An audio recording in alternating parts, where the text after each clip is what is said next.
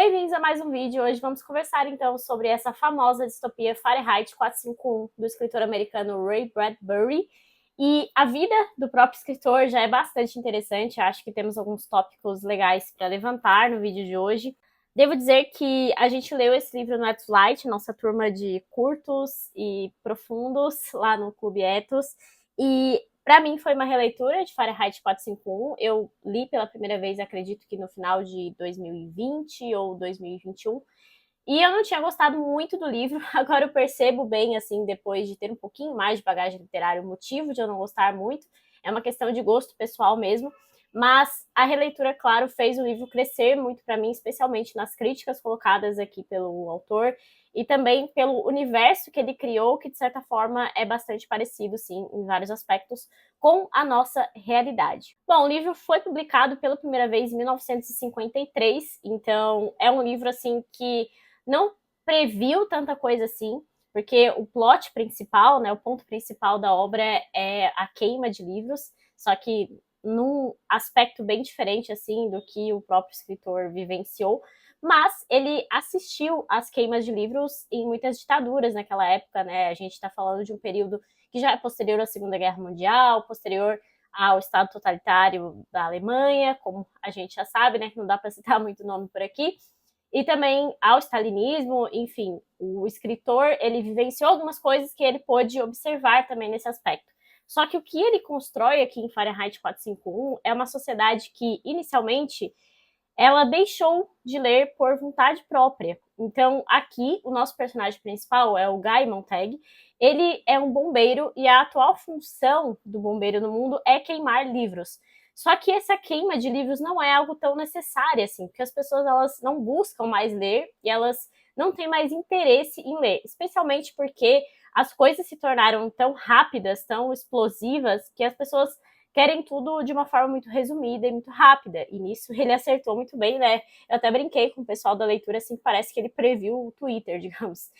E então as coisas foram reduzindo aos poucos até virar aquele mundo ali que o Bradbury escreve aqui e idealiza em Fahrenheit 451. Então aqui a gente acompanha, né, esse personagem principal, que é o bombeiro, o Guy.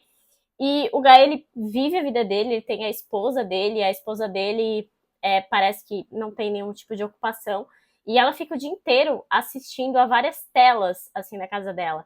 Então, o único erro na hora da previsão do Bradbury foi que ele achou que as casas das pessoas no futuro, que nós teríamos várias telas, assim, imensas ao nosso redor, sabe? De certa forma, até pra gente pensar naquele óculos novo da Apple que saiu, né? Acho que é Apple Vision, que a gente sai com telas praticamente na nossa cara, assim. Então, basicamente, na casa dela tinha 3 telas enormes, de paredes enormes, assim. E além de ela ficar o dia inteiro assistindo as coisas que o governo meio que planejava para que as pessoas assistissem, então não existe muito uma escolha, assim, as coisas parecem muito mecanizadas e iguais. E além de assistir, as pessoas também podiam interagir com esses atores. Então, os atores, eles tinham uma espécie ali de mecanização da imagem, que eles podiam se dirigir ao telespectador, falando o nome deles mesmo e esperando respostas. Enfim, esse mundo absorveu a esposa do Guy Montag. Inclusive, ela tem ali um certo problema com remédios para dormir, então vez ou outra ela toma uma dose muito grande, e uma das primeiras situações que o Bradbury coloca aqui no livro é justamente a esposa dele tomando tantos remédios para dormir sem praticamente notar que ela tem, assim, uma espécie de overdose, então tem que chamar um técnico ali. E uma coisa muito curiosa em relação a isso também é que esses técnicos, que seriam médicos, né, eles estão completamente desumanizados, assim, eles estão tão acostumados a fazer aquilo, a essas pessoas que estão tomando remédios impulsivamente, né, e tal, que para eles é só mais um trabalho comum. Então eles têm uma vida ali na mão, mas eles tratam como se estivessem resolvendo um problema, sei lá, de um computador, digamos assim. Isso é um ponto que em Admirável Mundo Novo, do Aldous Huxley, aparece com bem mais ênfase, essa questão da medicação, da automedicação especialmente, mas que o Bradbury também coloca um pouquinho aqui. E bom, a vida desse bombeiro simplesmente vai mudar por conta de uma personagem que é uma personagem assim que aparece em pouquíssimas páginas, mas que ela é muito cativante e ela tem um papel assim primordial na obra, que é a Clarice. E a Clarice tem 16, 17 anos e ela faz parte de uma família com umas tendências obscuras do tipo conversar, do tipo contemplar a natureza, do tipo saber poemas, ler de vez em quando, aparentemente, porque é proibido, né? Então a Clarice vai se mudar para casa ao lado do Guy e eles vão se encontrar, vão se esbarrar ali na rua em determinado momento e ela vai fazer perguntas a ele. Vai perguntar, por exemplo, por que ele trabalha com aquilo, ou se ele já prestou atenção no céu naquele dia, se ele viu como estão as árvores naquele dia. E ele começa a sentir um incômodo justamente porque, sei lá, fazia 10 anos que ele não parava para olhar o céu. Ou ele não sabia responder por que ele trabalhava naquele trabalho, qual era o objetivo da vida dele. Essas coisas foram, aos poucos, se enraizando na mente do personagem e ele vai começar a pensar, a parar para pensar. É uma coisa, assim, que é muito difícil até hoje em dia a gente parar para pensar nas coisas, parar para contemplar as coisas, né, observar os detalhes das coisas. É isso que o Guy vai começar a fazer.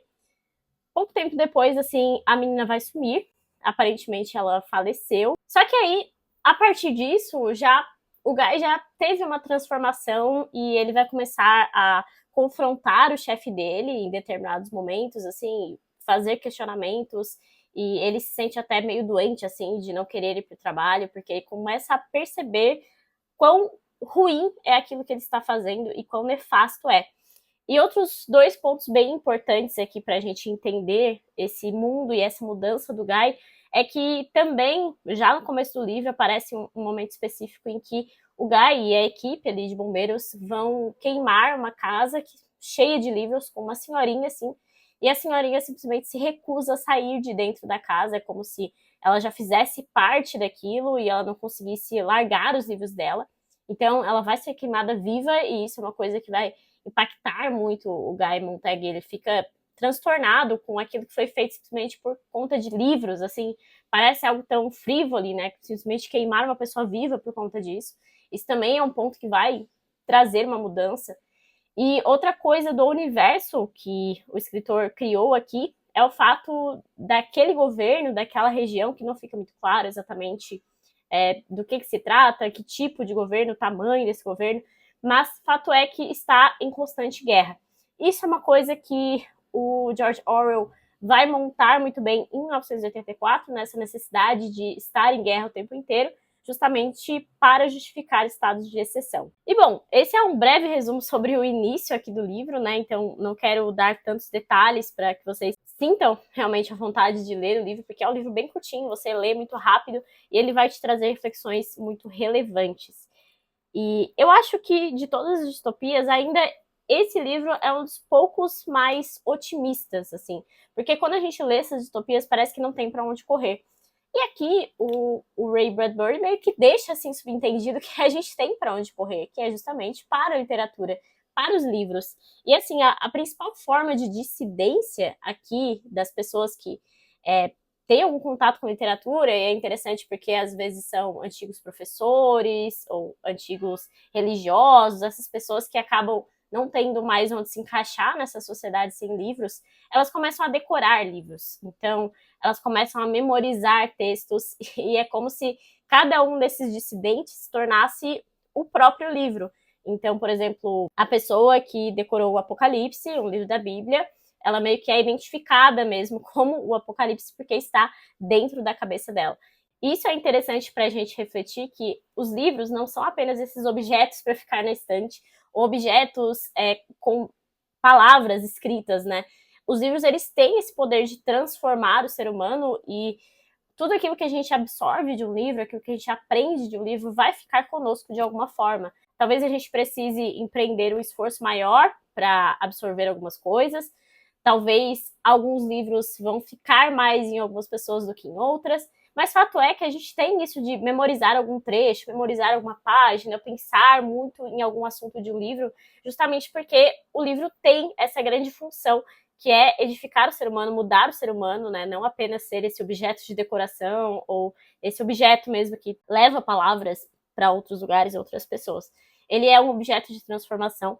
E isso é justamente nesse ponto que reside essa questão da possibilidade de ter uma saída desse fundo do poço, que o escritor deixa aqui, essa questão de a gente ter para onde correr, mesmo nesse mundo caótico, que é justamente correr para os livros e especialmente para aquilo que os livros querem nos contar, né? Não apenas para ter como um objeto, mas sim para que eles transformem as nossas vidas e a vida das outras pessoas. Outro ponto interessante em relação a esse livro, porque quando o escritor era questionado sobre o grande problema do livro, né, quem que é o grande vilão, porque a gente fala muito sobre o Big Brother, quando fala de 1984, né, o grande irmão, que é esse estado totalitário, e o Bradbury falava muito mais da Little Sister, que seria a tecnologia.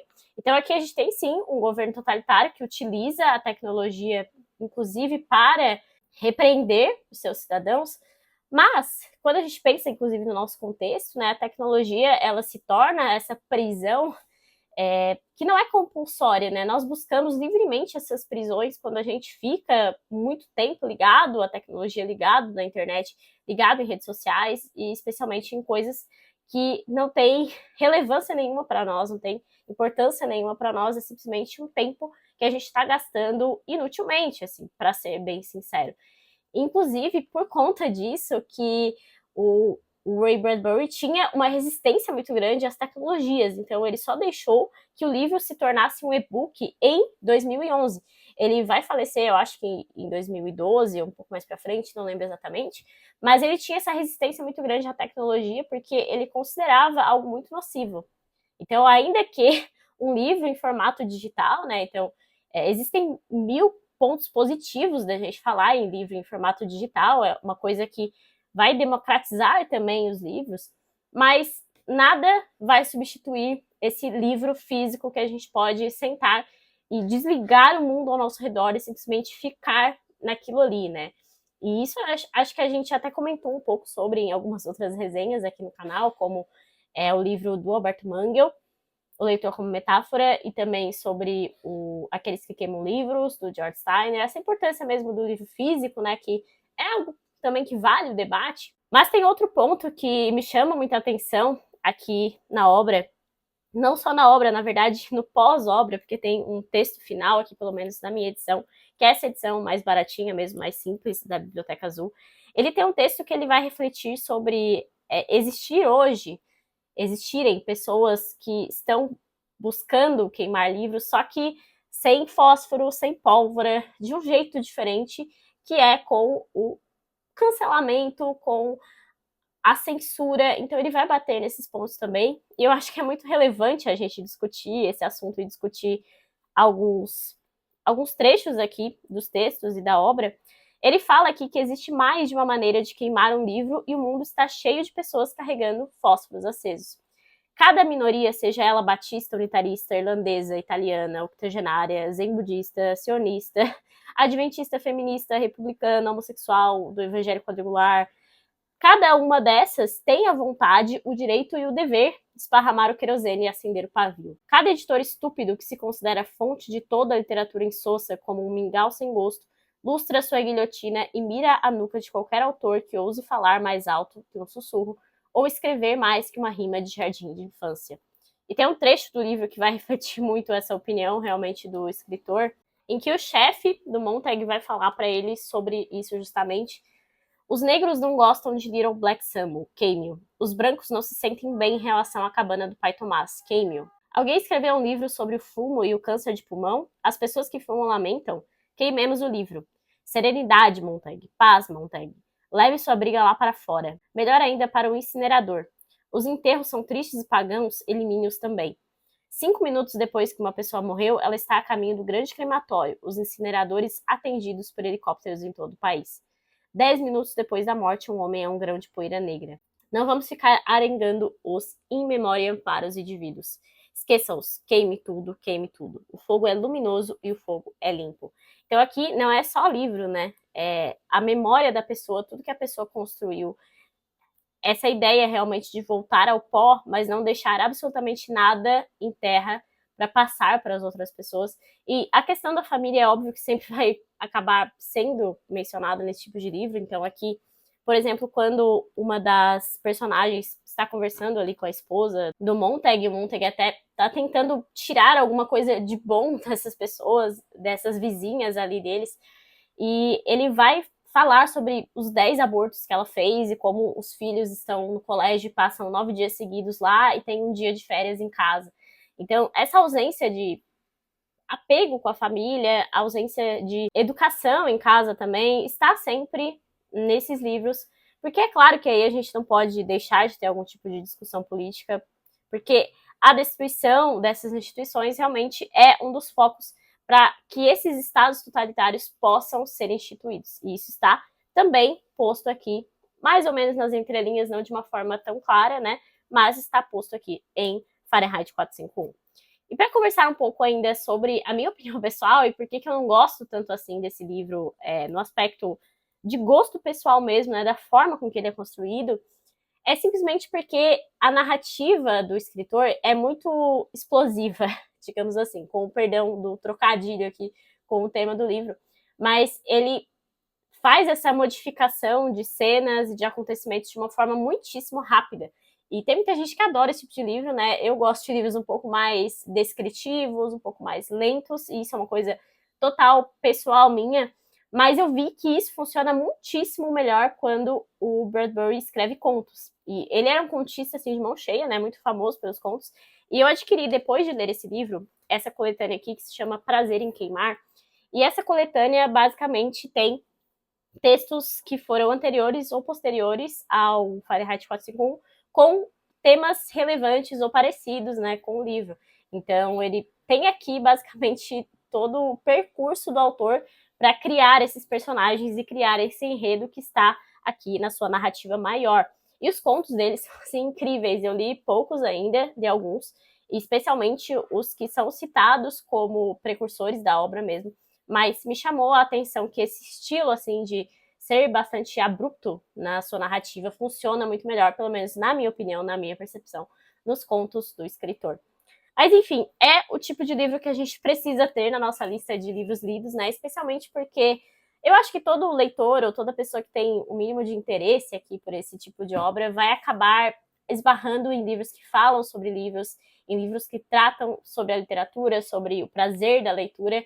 E aqui a gente tem um livro que faz esse alerta para nós, né? De que, ainda que hoje não existam mais fogueiras, existem várias formas de queimar livros, né? E a gente precisa ficar sempre atento a isso. E também atento ao poder da literatura, atento a tudo que esses livros que estão nas nossas estantes podem nos dizer, ou que estão nos nossos Kindles também, não tem nenhum problema em dizer isso hoje em dia, mas que a gente precisa, assim, dar uma atenção para esse tema e ter o alerta ligado para que a gente não acabe em sociedades como essa que o Guy Montag vai presenciar e que necessariamente depois que ele para pensar, ele vai ficar com vontade de fazer alguma coisa para mudar tudo aquilo.